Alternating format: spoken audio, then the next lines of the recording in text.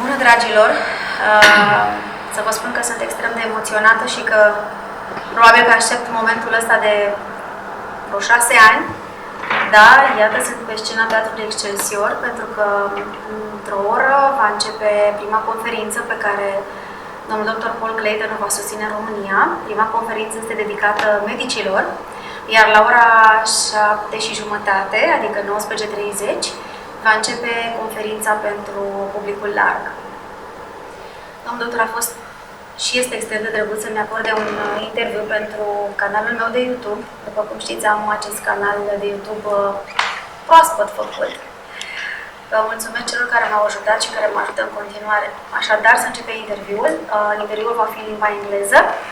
Sunt convinsă că veți înțelege absolut tot, pentru că în România engleza, hai să spunem că este cea de-a doua limbă. So, Dr. Clayton, welcome in Romania. Thank you. Thank you for everything you teach me from your books, your articles, and for 2 days, what you are sharing with me and all the people you met already, the mothers, my friends, and you already help them. So my first question for you is, what is chronic inflammation and what are the symptoms of chronic inflammation? Well, chronic inflammation is an exacerbation of a normal process.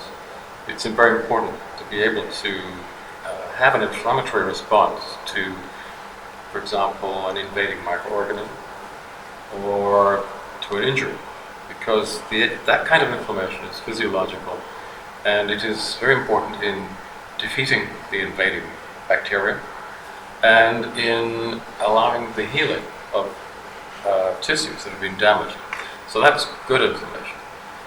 The problem is that this sequence can also be triggered by other kinds of things, some of which are present in very high levels in the modern industrial food diet.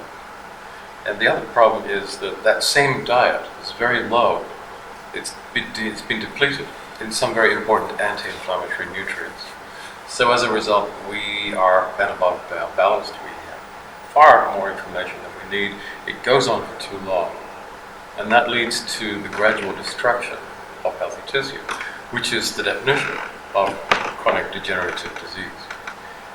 The pharmaceutical industry has developed some drugs which suppress inflammation, but they're too toxic to use long term, so they're simply not appropriate. It turns out that there's a very small group of anti-inflammatory nutrients which, if you combine them in the right way, will switch off this excessive inflammation in most parts of the body. And when that happens, then what we see is that the symptoms of many of these lifestyle conditions, these very serious diseases of civilization, we call them, that those symptoms become less, the disease starts to slow down, it stabilizes, and then what we see in many cases is that the disease starts to regress as the patient's ability to heal. And we all have that, all living animals have that ability, as it is allowed once again to come to the fore. So this is a very new way of thinking about chronic degenerative disease, and I think it's a breakthrough. In the same way that the antibiotics were for the management of the infectious diseases, it turns out that this type of pharmaconutrition is really the answer, and that preventative, and in many cases the cure for degenerative disease. You know, patients will typically become less medically dependent as the metabolism is normalized, and many of them become drug-free. Can you mention 1 or 3 ingredients that we need for chronic inflammation? Well, there's really 4 that I think are very important. 4. And, well, I know you said 3. Can I have one more? Yes. Okay. Well, the omega-3s are certainly important, and we've known that for a long time. The problem is they don't work on their own. They really have to be harnessed with another group of anti-inflammatory nutrients that used to be called vitamin P. They were really first characterized by the great Hungarian chemist Albert St. George as vitamin P. We now call them polyphenols. There's hundreds of these compounds, and they have to be combined with the omega-3s to unlock the true anti-inflammatory benefits, then we use prebiotic fibers to reduce chronic inflammation in the gut. And there's a few more. I would add the 1,3,1,6 beta-glucans because that's important in order to enable your innate immune system to work properly. And there's a few more. But if you have those 4 elements in place, you've already solved a large part of the problem.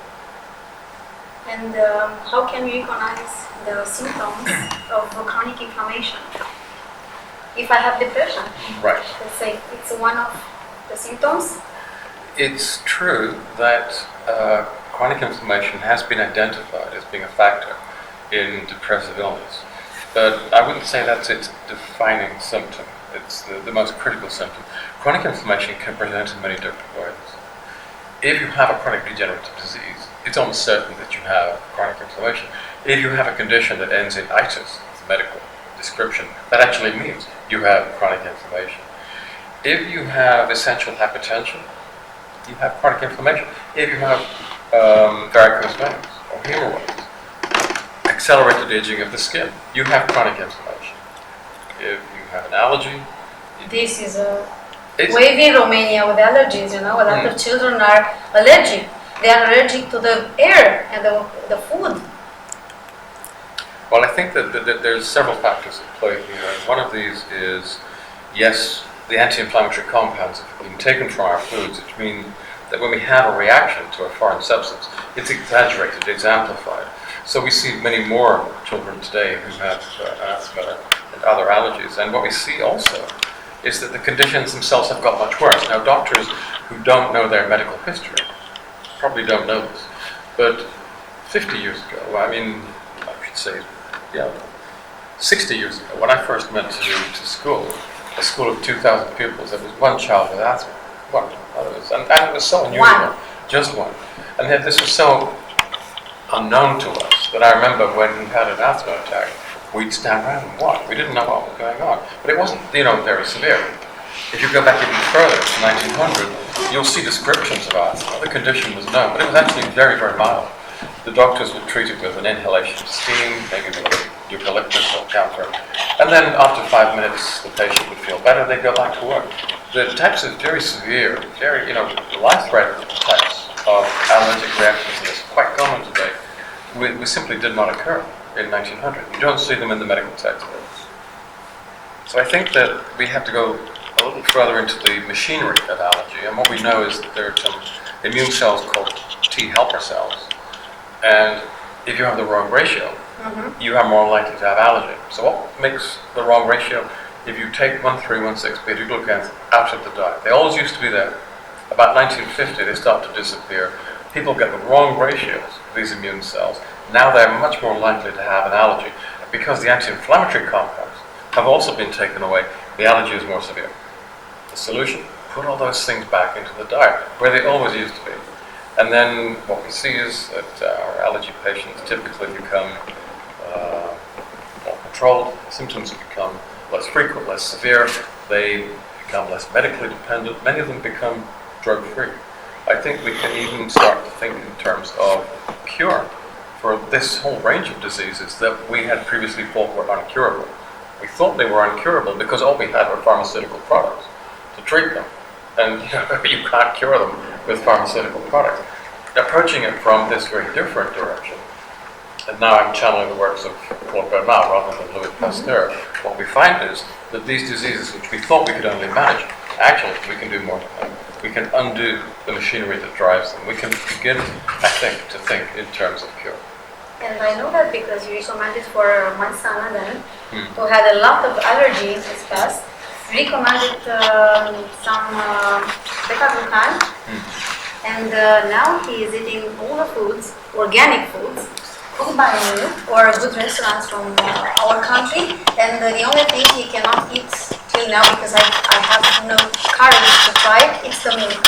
So 3-4 months ago, he couldn't eat tomato. Now he eats tomato, and you asked me yesterday how it felt, the tomato, and he said, this is very good. This is very good. And now he eats tomato. For someone who does not know what this kind of life he had no tomato till 6 1.5 years old, and for the first time he took tomato and ate, and he said, "This is very cool," and I was very happy. I cried. I already told you. Well, when we saw the first results, they seemed like miracles to us. I mean, we were getting such amazing clinical feedback. But I have to say that it's not really a miracle anymore. It's happening every day, all the time. I mean, you know, in one sense, I'm no longer getting excited by it, not intellectually. When I hear individual stories, I'm very excited. It's marvelous. It's a fantastic thing to know that you're helping people to live more open lives, to embrace the world more completely than they can do. If they're frightened of allergy, if they're debilitated, if their health is compromised by diseases that are largely caused by this appalling industrial diet that's been foisted on us by the multinational food companies, who are now killing more people than the tobacco industry does, and who I think should be called out for their immoral, unethical, and insupportable behavior. Now I will have you another question about allergies, because a lot of mothers will wait for your answer. And my question is, considering your experience till now, have you met allergic people that I don't know, who manage in time to regain their health, getting rid of allergies? Yeah, absolutely, yes. I won't say that this is true for every case, but for many allergy patients, allergy sufferers, after they've been through this type of metabolic and nutritional reorientation, they become pretty much symptom-free. There remains a hardcore, which I would estimate at perhaps 10 to 15%, who will still require medical treatment, perhaps less than they did before. I'm not saying we can reach everyone, but certainly a large majority of the cases. A difficult question. With or without gluten? Ooh. Yes, because you know, I know that knowing you, and I already told you I read about your article about gluten. Yes, in your opinion, on the now popular diet that cuts out all the gluten, so even if you don't really have the intolerance of gluten, my question is, with or without gluten, having or no having problems? Because if you have celiac disease, you cannot eat gluten. So No, except this niche of population, what can you say to me?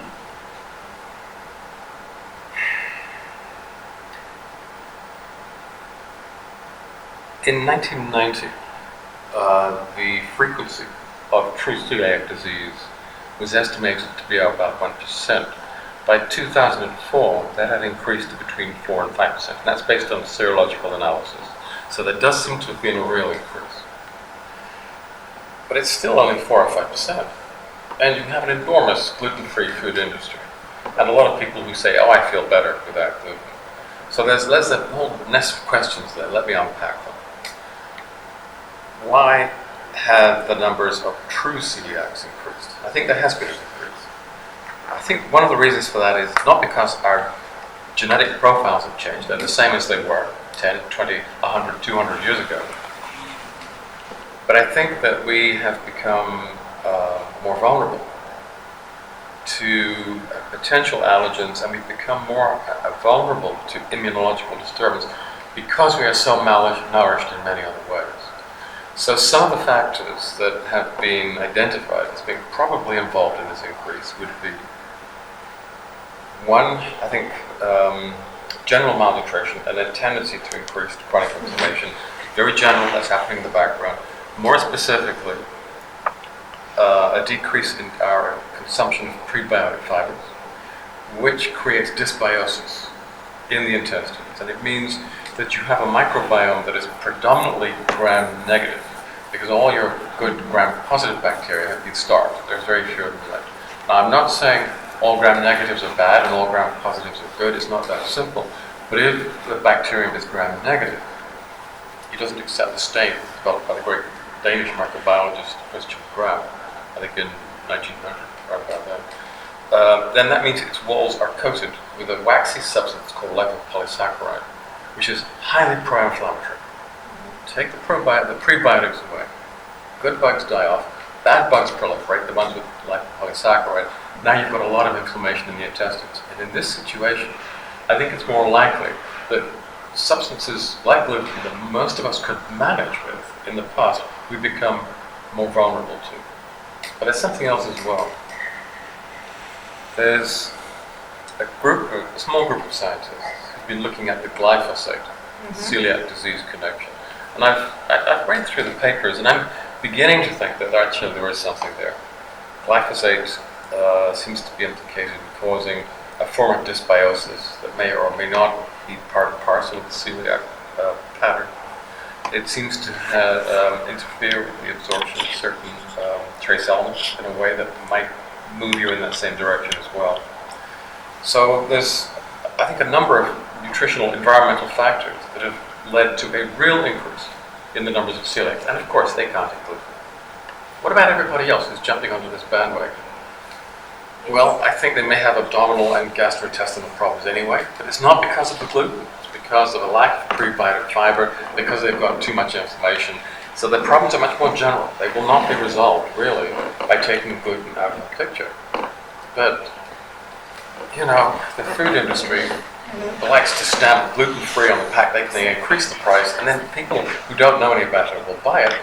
And there's the problem, because a lot of the gluten-free products are really badly designed. They're not healthy at all. So the labels. It might look good on the label, not necessarily good for you, because if you're taking the gluten out, you're probably taking out the prebiotic fibers as well, making dysbiosis worse. And then you've got idiots like Gwyneth Paltrow jumping on the bandwagon with her terrible company, Goop, and saying, oh, everything should be gluten-free. You know, these Hollywood idiots who don't know anything about nutrition, and then they start popularizing it. And then what is the consumer to do? You know, this is the world of social media, and they think, well, you know, Gwyneth is a star, so she must know about this. I better stop eating gluten. I think the long-term effects of that are unlikely to be positive. That means that's supposed to be an influencer. If you are an influencer, you can influence the people to follow you, even if it's bad, even if it's good. I think she should stick to trying to influence people about their acting, although, to be honest, I don't like her as an actress. I'm sorry. Sorry, Gwyneth. It's okay. She will understand. She doesn't. I mean, I'm of no importance to her. Another question, not very easy, about meat. With or without meat? Vegetarian or omnivores? If you consider human anatomy, physiology, dentition, you know, the layout of our gastrointestinal tract, our enzymes, our nutrient requirements, it's clear we were designed to be omnivores. And that is one of the secrets of our evolutionary success, probably just as much as our brains. So that tends to be supported, that argument tends to be supported by the fact that if you eat a vegetarian or a vegan or a omnivorous diet, you know, you still end up with more or less the same lifespan. You know, switching to vegan or vegetarian, you don't live longer, you just die differently. So you can be, you know, you can adopt a vegetarian or a meat-free lifestyle for ethical reasons, and that's fine. For environmental reasons, although actually that's more complicated than you might think. But don't do it for health reasons. I think if you're a vegetarian and you eat a lot of processed vegetarian foods, you know, like vegetarian pizzas and the rest of those things that the multinationals give us, then you're not going to be very healthy because they're just badly designed from the get-go. So that you say it's the importance of our food. Important, that means be organic, without pesticides, and not junk food or fast food. If we eat junk food and it's vegetarian or vegan, I don't know, vegan, because a lot of supermarkets we have in Romania has, let's say, vegan products, but you know, in that product, if you see the label, they have a lot of industrial substance in there. Well, I'm not against industrial substances per se, and it's a question we have to be a little more granular. Not everything that's organic is necessarily very good for you. Not everything that's industrial is very bad for you. And even amongst fast foods, they're not all bad. I mean, for example, is sushi fast food? You go to a Japanese sushi bar and they come past you on a conveyor belt. I mean, I don't think that's bad at all. No, it's very good and tasty. Yes. And I love sushi. So I think we need to be a little bit more detailed when we talk about fast foods or at home cooking or organic or non-organic. I think that, I'll take that discussion and bring it back to the subject of meat, because again, it's an example of how you need to work with a fine brush rather than a broad one. Meat, I think, can be better for you or less good for you, partly depending not on whether it's organic or not, that's a minor factor, but on how it's cooked. Mm-hmm. So I think, for example, that meat that's been cooked at high temperatures on the grill or a barbecue or deep fried will typically contain polycyclic aromatic hydrocarbons, cooked meat carcinogens. You cook meat at very high temperatures, especially to the point where it browns or blackens. You're now producing carcinogens like FIT. And its related sister compounds clearly are carcinogenic and mutagenic, and they increase cancer aggressiveness, all of those things. And it's one of the reasons why the Americans have so much colorectal cancer, and breast cancer, and prostate cancer. But if you go back to the 19th century, meat was not cooked in that way. So the mid-Victorians, the second half of the 19th century, they had fueled poverty. They didn't cook in that way. They cooked at low temperatures, long and slow, typically stewed in water, which never gets above 100 degrees. And under those conditions, these cooked meat carcinogens are not really formed. And they did something else, really, really clever. They didn't know they were doing it, but they would cook them, stew the meat with onions. Onions contain sulfur compounds that inhibit even further the production of these cooked meat carcinogens. So they ate huge amounts of meat, and they did not have cancer at the rate that we do. In fact, they had 90% less cancer than we do. So meat is not intrinsically carcinogenic, and we've seen some reports quite recently that tend to support that. It's really how you consume it, how you process it. And that's something that runs through, the entire discussion that we're having here, and this whole debate about what kinds of foods are healthy and unhealthy. Not just the food choices, not just the ingredients, not just that provenance, whether they're organic or not, but how you process them, how you cook them. So the onion is one of the secrets. It's not a secret anymore, it's all been published. For me now, till now it was a secret. So one question about, I want to go back to omega-3. When we start the interview, you said about omega-3, it's a very important anti-inflammatory supplement. What's the importance of omega-3, DHA, and EPA? Okay, well, these compounds have different functions, and one of the functions of the omega-3s is that once they're incorporated into the cell membranes, the cells in your body, those membranes tend to become less excitable, which means if they're in the brain, then you will be less likely to have an epileptic fit. This is all quite well documented. In the heart, you'll be less likely to have, let's say, ventricular arrhythmia after a heart attack, and that's been well documented. And in smooth muscle, it might make smooth muscle in the arteries or bronchioles a little bit less excitable, a little bit less likely to contract if you have a local allergic response, for example. So omega-3s are useful in that respect. They're very important for that aspect of membrane function. But they also play a very important role in the first half of the inflammatory biochemical sequence. Now, it's a long story, but when the Danish physiologists Bang and Doerberg first identified omega-3s in the Inuit diet as being important substances, in the sense that they reduce chronic inflammation and reduce degenerative disease, they got it half right, but totally wrong. So they came from a pharmacological intellectual background which said, it's got to be caused by one active. This whole magic bullet idea, which is really all to do with synthetic pharmacology. But they were thinking that way. They said, oh, it's all omega-3s. Well, no, it isn't. It's a binary system in the fish or the marine mammals that the Inuits eat that protects them. And the omega-3s are one half of that. And if all you do is you take those out, they don't work. You know this. We've got 24, 25 good clinical trials which show omega-3s don't really work very well, if at all. You have to go back to the early fish, or the marine mammals, or the Inuit. And what you find is that they're not eating just omega-3s, they're eating a very special kind of polyphenol called fluorotannin, which is made by the same seaweed that makes the omega-3s. Fish don't make omega-3s. And these fluorotannins and omega-3s travel together through the marine food chain until they finally get into the apex predator. In nature, you don't find omega-3s on their own. They're always chaperoned by these polyphenols. So when you consume this combination of omega-3s and the right fat-soluble polyphenols, it's the same thing. The polyphenols act as a chaperone and take the omega-3s through the body to the cells where they're needed in a way that ordinary fish oil supplements just can't do. And when the polyphenols get there to the final tissues, they complement the anti-inflammatory activity of the omega-3s. So it's a 1-2 action that we use a lot and that we find extremely effective in treating the symptoms of chronic inflammation. And what about the DHA and EPA? Yes, they do have slightly different effects.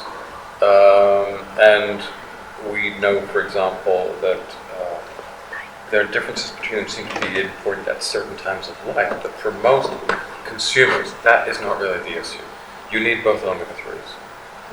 So the three of them are essential for us, for our health. Omega-3, DHA, and EPA. Well, DHA and DHA, EPA are omega-3s. Okay. There's some other omega-3s as well. You have DPA, and you've got a couple of others. Yes. You've got SDA. I mean, it isn't just EPA, DHA. There's a whole family of these compounds, and then there are some other fatty acids like ceodonic acid, which clearly also have potentially very important therapeutic uses. And unlike the pharmaceutical products that I used to work with, the therapeutic index with these compounds is so large. I mean, you don't harm anyone with these types of nutrients. They're extraordinarily safe to use. Whereas we decide we want to rely on pharmaceutical anti-inflammatories, they are a notorious cause of illness and death. We kill a lot of our patients with those kinds of drugs. So for me, switching to natural pharmacology, it's very clear. It's not only far more effective, it's far safer. And from this perspective, if you look back at the pharmaceutical science of the 20th century, which dominates 20th century medicine, and still does, it's obsolete. It's been a huge dead end. It's interesting in the sense that it's taught us a lot about the machinery of physiology and disease. But I think we can now move on to a different kind of medical model, which is intrinsically far more effective, far safer, more cost-effective, gentler. It's just a better system. So we all need supplements, do we? Well, clearly, as a species, we did not evolve. Going back to the Paleolithic, the Neolithic eras, we didn't need supplements. And the supplement industry is a very recent one. But the problems really start at about 1950. Technology changes our lives completely. We are probably the least